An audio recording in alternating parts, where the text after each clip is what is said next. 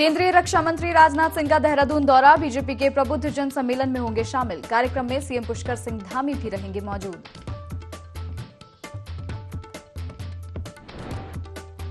प्रदेश में बदला मौसम का मिजाज, कहीं बारिश तो कहीं छाए बादल। मौसम विभाग ने जारी किया ऑरेंज अलर्ट।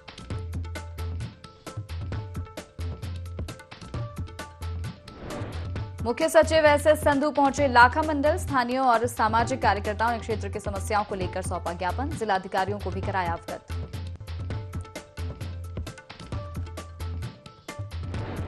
चंपावत में बड़ा सड़क हादसा, यात्रियों से भरी बस पलटी। घायलों का जिला चिकित्सालय में इलाज जारी।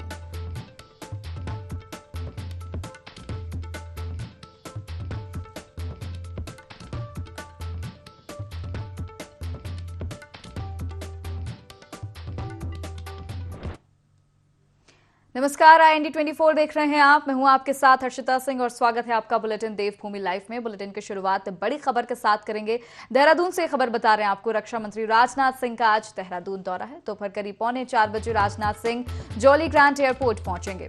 सीएम धामी समेत कैबिनेट मंत्री और विधायक उनका स्वागत करेंगे। राजनाथ सिंह दूत में आयोजित प्रबुद्ध सम्मेलन में प्रतिभाग करेंगे। बता दें कि प्रबुद्ध सम्मेलन को संबोधित भी करेंगे राजनाथ सिंह।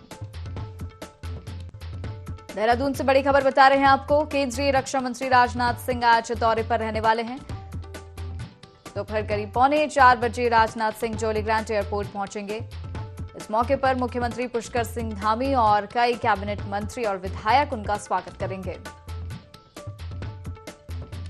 रक्षा मंत्री राजनाथ सिंह दून में आयोजित प्रबुद्ध सम्मेलन में प्रतिभाग करेंगे, हिस्सा लेंगे। प्रबुद्ध सम्मेलन को संबोधित भी करेंगे राजनाथ सिंह।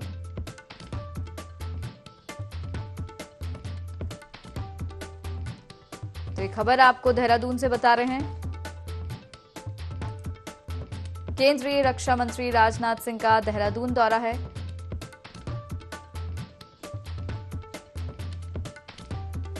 दोपहर करीब 3:45 बजे Rajnath Singh jolly grant airport पहुंचेंगे। मुख्यमंत्री पुष्कर सिंह धामी के अलावा कई कैबिनेट मंत्री और विधायक उनका स्वागत करेंगे।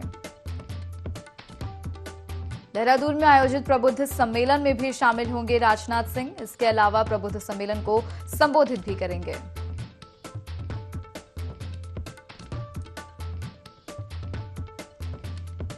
तो देहरादून से ये बड़ी खबर बता रहे हैं आपको, केंद्रीय रक्षा मंत्री राजनाथ सिंह देहरादून दौरे पर आज रहेंगे। शाम करीब 3:45 बजे देहरादून पहुंचेंगे। मुख्यमंत्री पुष्कर सिंह धामी उनका स्वागत करेंगे। इसके अलावा सीएम धामी के साथ कई कैबिनेट मंत्री और विधायक भी केंद्रीय रक्षा मंत्री राजनाथ सिंह के स्वागत के लिए मौजूद रहेंगे।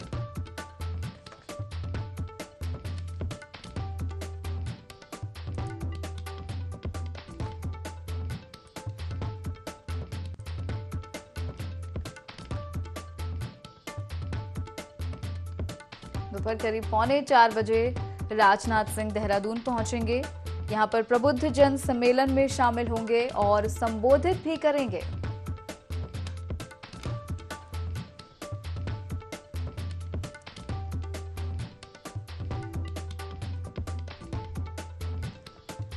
तो रक्षा मंत्री राजनाथ सिंह का देहरादून दौरा है आज। दोपहर करीब 3:45 बजे रक्षा मंत्री राजनाथ सिंह देहरादून पहुंचेंगे। यहां पर आयोजित प्रबुद्ध सम्मेलन में भी वो शामिल होंगे।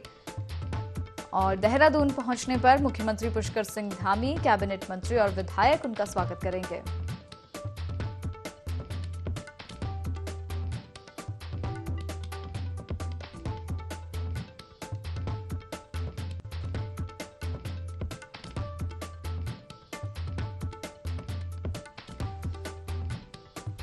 तो ये बड़ी खबर देहरादून से बता रहे हैं आपको, केंद्रीय रक्षा मंत्री राजनाथ सिंह आज देहरादून दौरे पर रहेंगे। इस खबर पर और ज्यादा जानकारी लेंगे संवाददाता विनय से, फोन लाइन पर जुड़ गया हमारे साथ। विनय, आज रक्षा मंत्री राजनाथ सिंह देहरादून दौरे पर रहने वाले, क्या कुछ खास आज होगा, बताएं।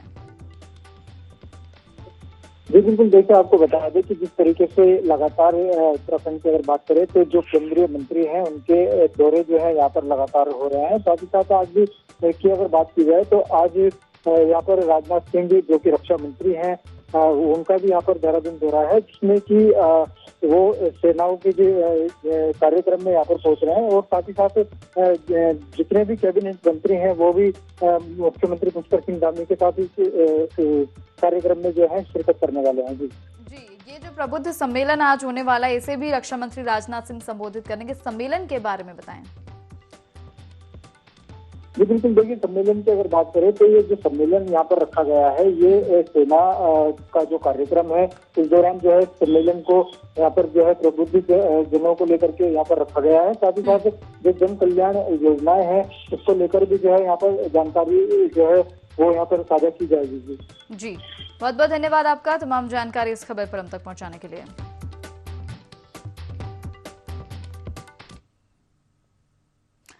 और अब खबरें विस्तार से। खबर हरिद्वार से है, जहां भैरव सेना संगठन ने मांस की अवैध दुकानों को बंद किए जाने को लेकर धरना प्रदर्शन किया।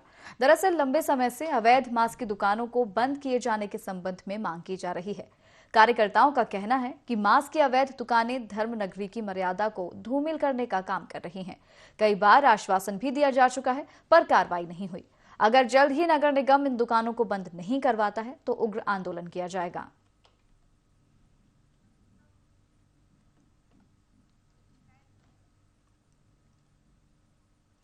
स्वच्छ भारत मिशन 2 के तहत जिले के सभी 9 विकास खंडों के लिए मिनी हाइड्रोलिक गार्बेज टिपर वाहन क्रय विक्रय किए गए हैं। बता दें कि जिलाधिकारी हिमांशु खुराना ने शनिवार को कलेक्ट्रेट परिसर से हरी झंडी दिखाकर सभी वाहनों को ब्लॉकों के लिए रवाना किया। जिलाधिकारी ने कहा कि प्रत्येक विकासखंड के लिए कूड़ा वाहन आवंटित किया गया है, जिससे ग्रामीण क्षेत्रों में भी साइंटिफिक तरीके से वेस्ट कलेक्शन, सेग्रीगेशन और प्रोसेसिंग किया जा सके। इस दौरान मुख्य विकास अधिकारी डॉक्टर ललित नारायण मिश्र, अपर जिलाधिकारी डॉक्टर अभिषेक त्रिपाठी, जिला विकास अधिकारी डॉक्टर महेश कुमार भी मौजूद रहे।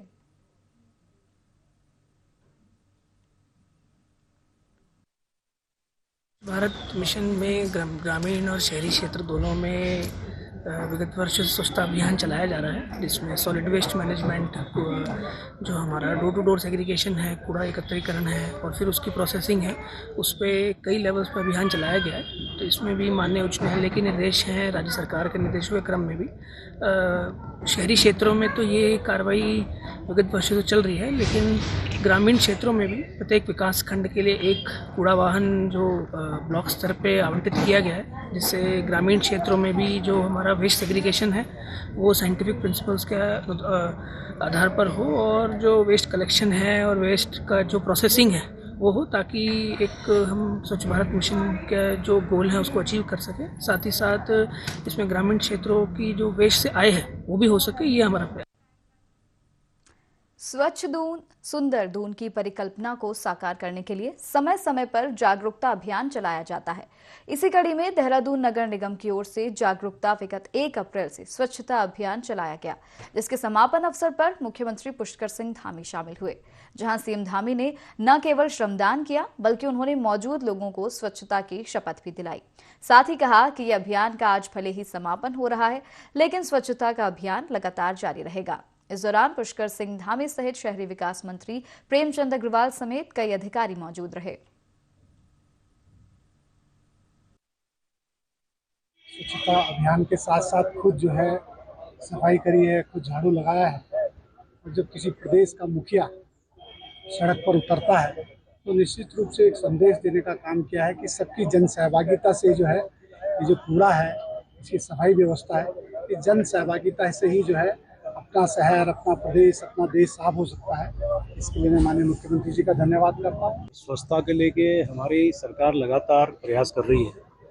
आप देखिए कि पिछले दिनों स्वच्छता पे हमारे को 17 पुरस्कार मिले हैं देश भर में, और देश भर में हमें जो पुरस्कार ये सब पहली बार मिले हैं। और हमने अपील भी की है सभी निकाय, जितने भी हमारे 102 निकाय हैं उसमें स्वच्छता का अभियान जारी रहे।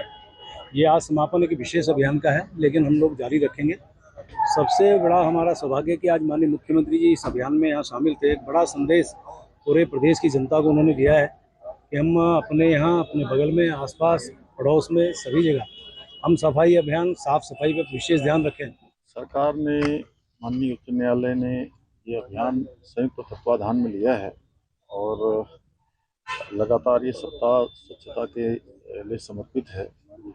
हमारा ये उद्देश्य है और संकल्प है कि सरकार जहां ऐसे अभियानों को प्रारंभ कर रही है। हमारा नगर निगम कर रहा है, अन्य संस्थाएं कर रही हैं।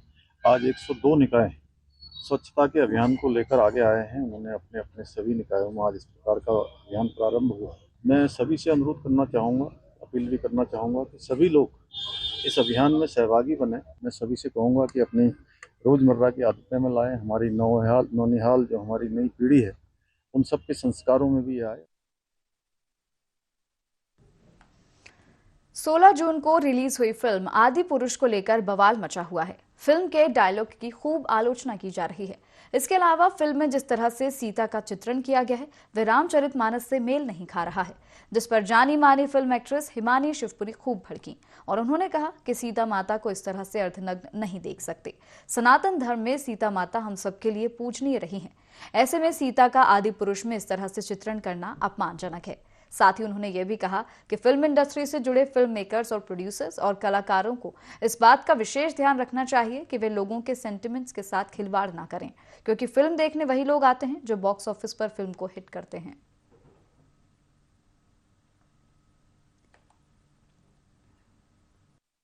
है कि हम लोगों को नेचुरली हमारी सीता हमारे लिए, सीता माता हमारे लिए बड़ी पूज्य है और हम उसको ऐसी व्यवस्था में नहीं देख सकते। तभी आई थिंक MF हुसैन का भी बहुत बड़ा विरोध हुआ था, उनको यहाँ से जाना पड़ा था क्योंकि उन्होंने हमारे गॉड्स को नेकेड पेंट किया था। तो मुझे लगता है कि हमारे जितने भी फिल्म मेकर्स हैं या जो हमारे कला में हिस्सा लेते हैं, उनको ये ध्यान रखना चाहिए कि वो लोगों के सेंटिमेंट से ना खेले। Sita is not an ordinary lady, ये हमारे लिए माता है, हमारी भगवान है हमारे लिए, और हम भगवान को ऐसे नहीं देख सकते। हाईकोर्ट के निर्देश पर जिला विधिक सेवा प्राधिकरण चंपावत की ओर से स्वच्छता सप्ताह मनाया जा रहा है। इसी के तहत लोहाघाट की जेल में बंद कैदियों ने जेल परिसर की सफाई की। चीफ डिफेंस काउंसिल विजय राय के कैदियों को स्वच्छता की शपथ दिलाई और भविष्य में भी जेल परिसर में साफ सफाई बनाए रखने की अपील की। इस मौके पर PLP राजीव मुरारी, PLB रेणु और राजस्व कर्मी मौजूद रहे।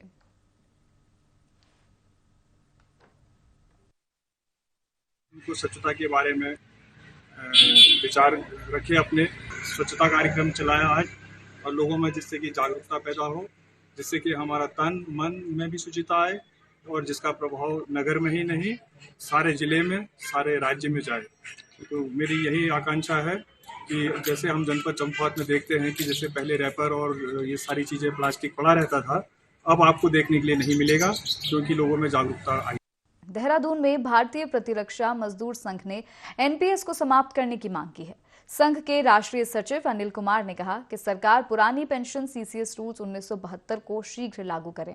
उन्होंने कहा कि वर्तमान में जो कर्मचारी रिटायर हो रहे हैं उन्हें पेंशन के रूप में केवल 1500 से लेकर 2000 रुपए तक का भुगतान किया जा रहा है।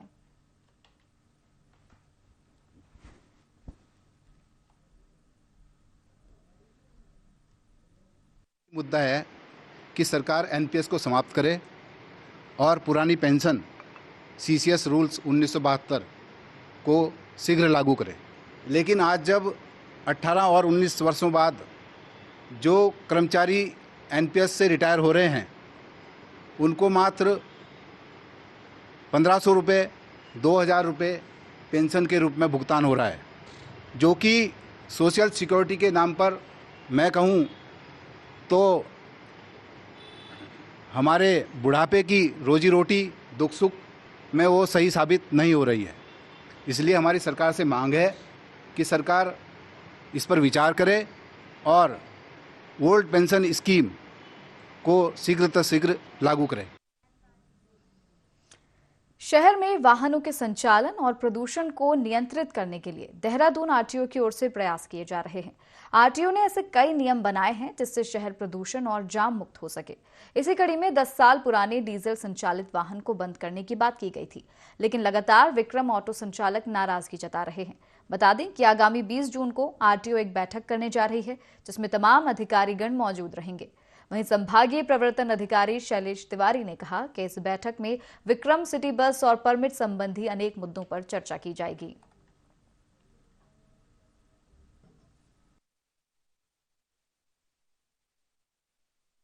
अभी रीजनल ट्रांसपोर्ट अथॉरिटी जो आरटीए होती है, आरटीए देहरादून की बैठक होने वाली है 20 तारीख, और इसमें ढेर सारे इश्यूज रखे जाएंगे। उसमें विक्रम के भी इशू हैं, सिटी बस के पॉइंट्स रखे गए हैं, सिटी बसों में क्या हमारी पॉलिसी होनी चाहिए, जिन लोगों ने परमिट का उल्लंघन किया है उनके खिलाफ कार्रवाई भी इसमें रखी जाती है। तो ओवरऑल 20 तारीख को एक बड़ी बैठक है आरटीए देहरादून की, और इसमें कई पॉलिसी डिसीजंस ट्रांसपोर्ट के बारे में लिए जाएंगे।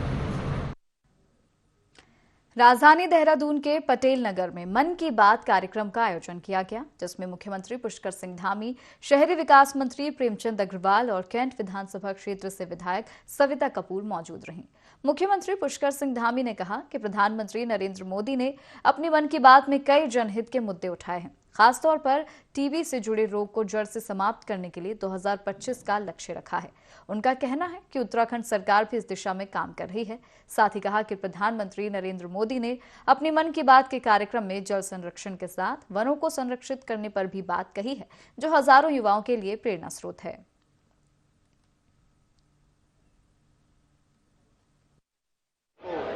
एक प्रोत्साहन भी मिला है, एक ऊर्जा भी मिली है, और माननीय प्रधानमंत्री जी का फिर से धन्यवाद कि उनके हर मन के एपिसोड में ऐसी प्रेरणाएं मिलती हैं कि निश्चित रूप से जो लोग सामान्य स्थितियों में काम करते हैं उनको पूरी देश दुनिया जानती है, और उसके कारण से वो अपने काम की फ्रीक्वेंसी कई गुना बढ़ा देते हैं। ये हमारे सामने करने के उदाहरण हैं।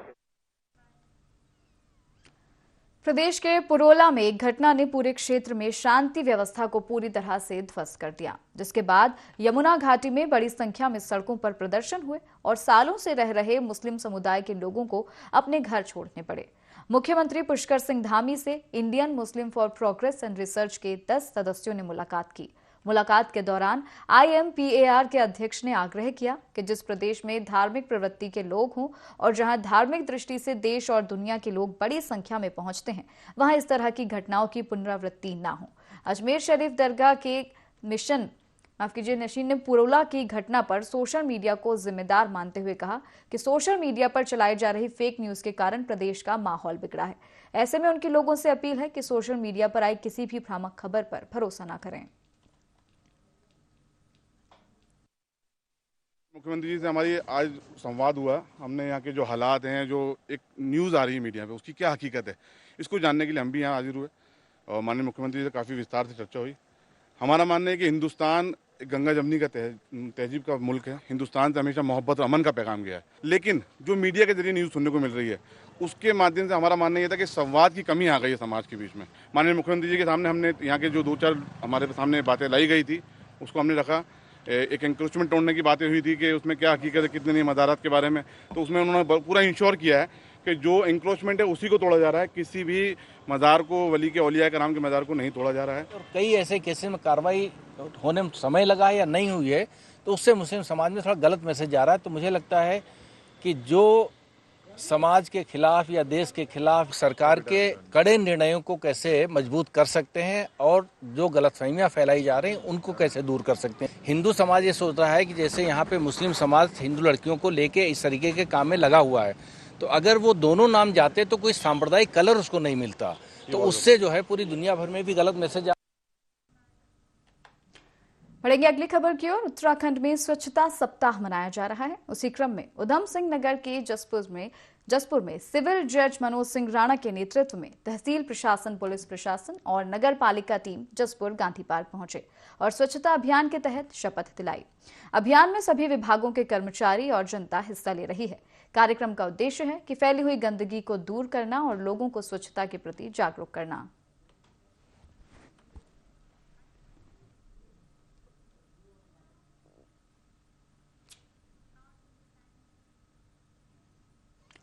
शहरी विकास मंत्री प्रेमचंद अग्रवाल मसूरी पहुंचे, जहां भाजपा कार्यकर्ताओं ने उनका स्वागत किया।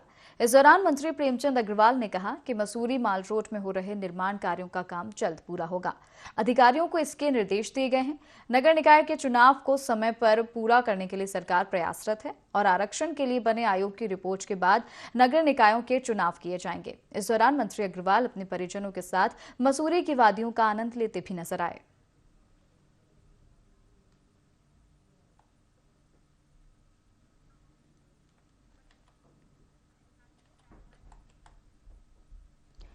मसूरी माल रोड के सुधारीकरण का कार्य जारी है, जिसके चलते व्यापारियों को काफी नुकसान हो रहा है, तो वहीं पर्यटकों को भी आवाजाही में परेशानियों का सामना करना पड़ रहा है। मसूरी व्यापार मंडल अध्यक्ष रजत अग्रवाल ने बताया कि लोक निर्माण विभाग माल रोड के सुधारीकरण का कार्य कर रहा है, लेकिन तय समय बीत जाने के बाद भी अब तक कार्य पूरा नहीं किया गया, जिससे बारिश होने के बाद जलभराव की स्थिति पैदा हो जाएगी। इसको लेकर कई बार धरना प्रदर्शन किया गया, लेकिन विभागों ने तालमेल की कमी के कारण कार्य पूरा नहीं किया।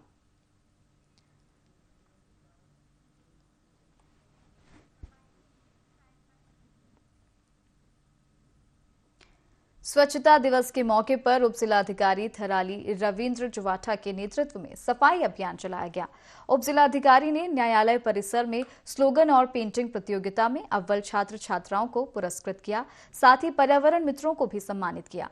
इसके बाद स्वच्छता को लेकर जागरूकता रैली निकालते हुए सभी विभागों के अधिकारियों, कर्मचारियों और व्यापारियों ने साफ सफाई की। इस दौरान करीब 2.5 कुंटल से अधिक कूड़ा और प्लास्टिक कचरे का उठाव नगर पंचायत ने किया। न्यायालय के निर्देशन के क्रम में ये सफाई अभियान चलाया गया। इसमें आज सुबह 8 बजे से 12 बजे तक का ये कार्यक्रम है, जिसमें आपके नगर पंचायत हो गया, विभिन्न विभाग हो गए, तहसील हो गया और समस्त विभागों के लोगों द्वारा, व्यापार मंडल द्वारा इसमें प्रतिभागित किया गया है और सफाई अभियान चल रहा है।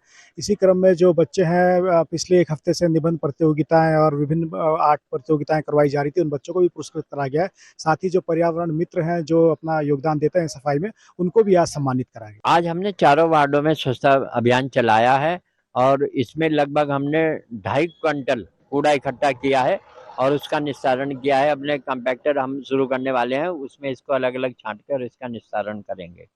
और आगे में मतलब जैसा आज पब्लिक से रुझान मिला है, हम लोगों को बहुत अच्छा पब्लिक ने रेस्पॉन्स दिया है और सारी पब्लिक, सब व्यापार मंडल हो गए, NGO हो गए, पूरा तहसील प्रशासन हो गया और आपका TG प्रशासन हो गया, सारे सरकारी विभाग आज हमारे साथ थे। आंगनबाड़ी, आशा वर्कर, अभी मतलब सबने बहुत अच्छा सहयोग दिया है। पूरे बाजार ने, पूरी नगर पंचायत थराली के सभी लोगों का मैं हार्दिक धन्यवाद करता हूं। सरकार द्वारा जो है कि स्वच्छता दिवस का कार्यक्रम मनाया गया, जिसमें कि हम सारे व्यापार संघ ने प्रतिभाग किया, जिसमें कि व्यापारियों ने शपथ ली कि वो सिंगल यूज प्लास्टिक और या जिस भी चीज़ से पर्यावरण दूषित होता है उनका उपयोग नहीं करेंगे।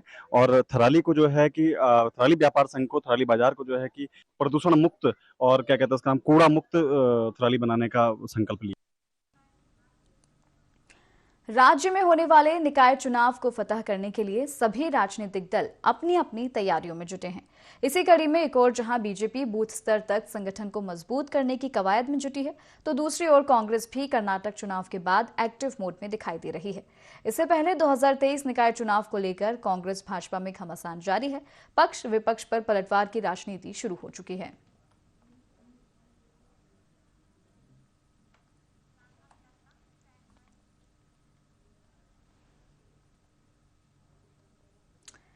चार धाम यात्रा को लेकर उत्तराखंड के पर्यटन मंत्री सतपाल महाराज ने बताया कि इस समय चार धाम यात्रा अपने चरम पर है। बड़ी संख्या में चार धाम में यात्री पहुंच रहे हैं। चार धाम में अब तक 28 लाख के करीब श्रद्धालु पहुंच चुके हैं, जो कि रिकॉर्ड संख्या है। इसके साथ ही उन्होंने बताया कि चक्रवाती तूफान का असर चार धाम यात्रा पर भी पड़ सकता है, इसलिए उन्होंने यात्रा पर आने वाले सभी श्रद्धालुओं से अपील की है कि वे चार धाम यात्रा पर आने से पहले मौसम की अपडेट लेकर ही आगे बढ़ें।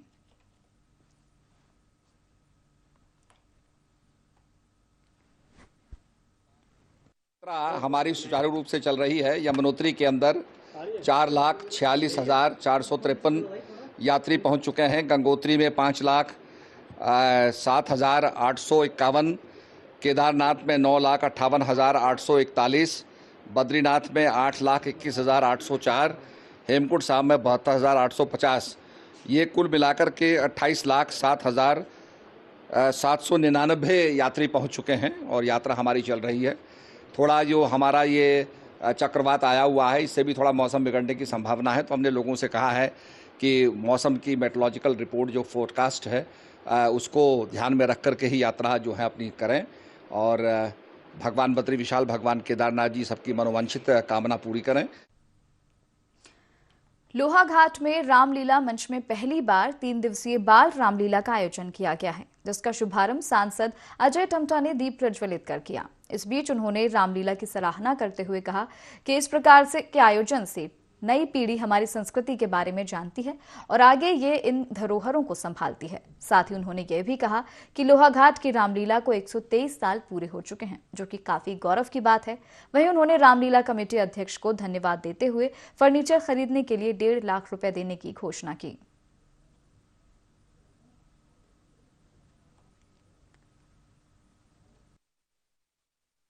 बाल रामलीला का आयोजन, सांस्कृतिक कार्यक्रमों का आयोजन यहाँ पर लोहाघाट में हो रहा है।